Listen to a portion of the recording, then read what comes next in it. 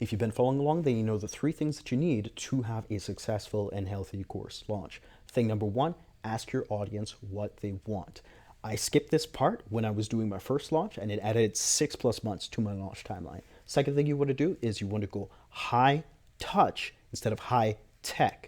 Again, I did the opposite here, and then I ended up adding 3+ months to my own launch timeline because I tried out this learning management software, and then it took me like 2 months to learn how to use it, and then 1 month to get people onboarded, and then the first call, it was like a disaster, and it just took us further away from creating the outcomes that we really wanted to provide for our clients. Then the third thing that you want to do is you want to make faster decisions. The key to that are benchmarks. If you have benchmarks, what you really have is success criteria and failure criteria. And you have that for the research phase, the sales phase, and the delivery phase. What that allows you to do is make decisions in advance. You decide in advance what happens when success happens, when failure happens, at every single step of the way. You essentially have a decision tree that maps out the entire thing for you. There's no more reacting to what happens. You are being proactive. You are leading, and that is a much faster way to build your business. So, what are we going to talk about in today's video? Today, we're going to focus on the first part of that, which is what questions do you even ask to make sure that you're doing your research right? Well, for my private clients, I've created this framework. I call it sales ingredients, and it breaks sales down into 5 parts so that you can see inside what it is, everything that you need to know to be able to research the right course, build the right course, sell the right course. So what does sales stand for? The S stands for size of audience.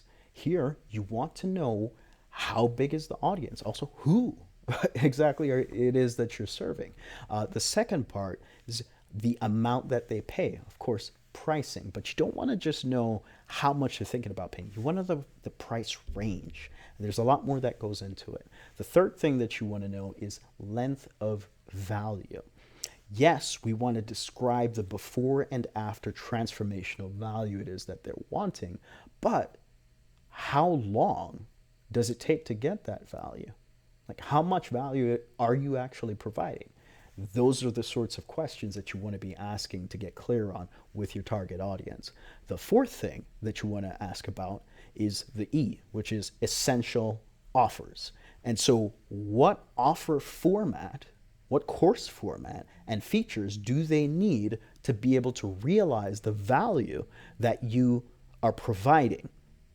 The fifth thing that you want to know is steps over time. What are the steps that they need to take to become a buyer, to get value out of it? How long does that take to happen, and how many people are taking those steps, and what kind of conversion rates and everything do you have?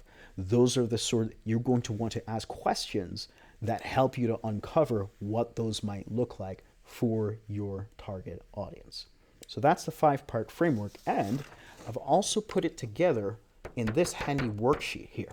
And if you want some help with filling out one of these to structure your ideas, then click the link. It's going to be somewhere, it's going to be above, it's going to be below, somewhere here. And I'm going to be leading a free workshop that walks you through how to put this together. Typically, this used to be something that was only available to my paying clients, but I want to help more people, and so I'm going to be opening this up. And if that's something that sounds helpful for you, then stick around. I want you to have this. My gift to you. Talk soon.